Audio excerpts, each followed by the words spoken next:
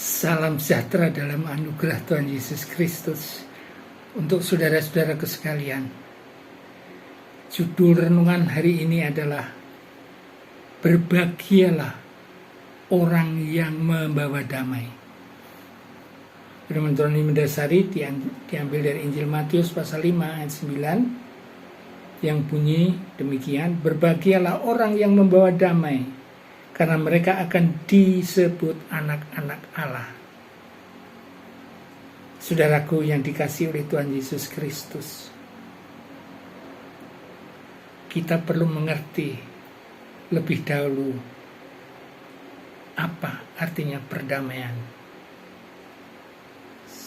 Secara umum, kondisi yang baik-baik saja ini perdamaian, tapi dalam Alkitab lebih luas lagi. Kondisi lengkap, utuh, sempurna, yang berakar dengan baik hubungannya antara Tuhan Allah, hubungannya dengan sesama, hubungannya dengan lingkungan, hubungannya dengan diri sendiri. Jadi lebih luas perdamaian itu. Itu yang pertama. Yang kedua,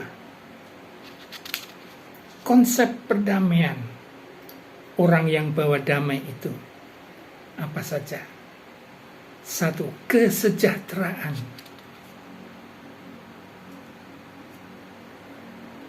Aman sejahtera, kemakmuran dalam hidup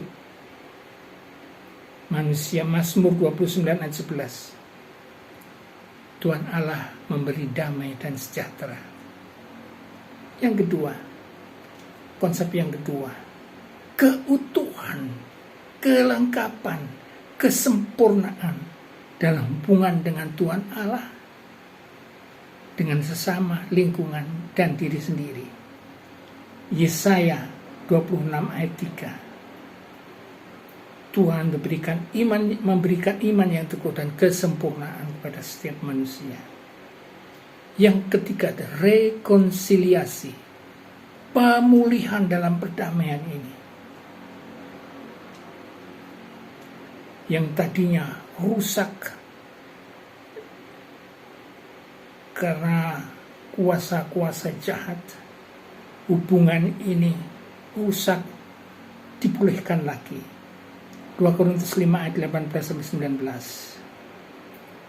Tuhan memulihkan hubungan antara sesama, antara Tuhan, antara lingkungan, dan diri sendiri. Yang keempat, keselarasan.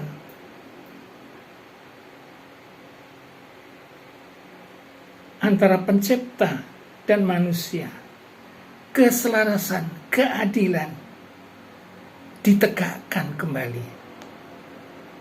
Itu makna atau konsep perdamaian dijelaskan dalam Mazmur 85 ayat 10. Kemudian yang kelima, mereka itu adalah anak-anak Allah. Matius 5 ayat 9. Nah, kemudian bagian yang ketiga, saudara-saudara, ternyata perdamaian yang indah itu dirusak oleh iblis. Sehingga tatanan-tatanan yang sudah ditata ini dirusak oleh iblis. Diganggu oleh iblis. 1 Petrus 5 ayat 8. Iblis mengelilingi setiap orang, lingkungan, atau diri sendiri, bagikan singa yang mengaum.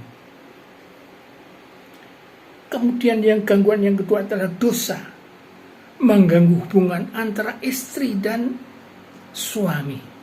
Ini dijelaskan dalam Matius 5:28. Memandang lawan jenis itu adalah suatu zina yang negatif. Itu suatu perzinahan, hubungannya rusak. Kemudian ketiga, dosa mengganggu perdamaian antara lingkungan, manusia dengan lingkungan.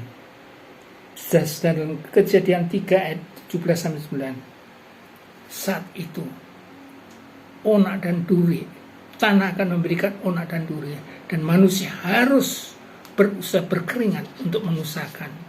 Jadi ada pemisahan, ada gangguan hubungan antara manusia dan lingkungan. Kemudian yang keempat, dosa manusia mengganggu perdamaian manusia dengan diri sendiri. Yesaya 48 ayat 22, orang fasik itu diri sendiri ini. Ya, orang fasik tidak akan damai. Nah, inilah gangguan-gangguan terhadap perdamaian ini. Kemudian, bagian yang keempat, pemulihan terhadap perdamaian ini. Kalau dulu setan mengganggu perdamaian ini, tapi yang memulihkan itu adalah kuasa Yesus Kristus. Satu-satunya kuasa yang dahsyat untuk memerangi setan itu adalah Tuhan Yesus Kristus. Dijelaskan dalam Mika 5 ayat 4. Yang kedua, malaikat surga yang memandangkan perdamaian antara Tuhan Allah dan manusia. Dijelaskan dalam Injil Lukas 2 ayat 14. Yang ketiga, orang-orang percaya yang sudah memiliki Roh Kudus diberikan kuasa untuk mendamaikan dirinya kepada Tuhan, dirinya kepada lingkungan, dirinya kepada sesama, dan dirinya kepada diri sendiri.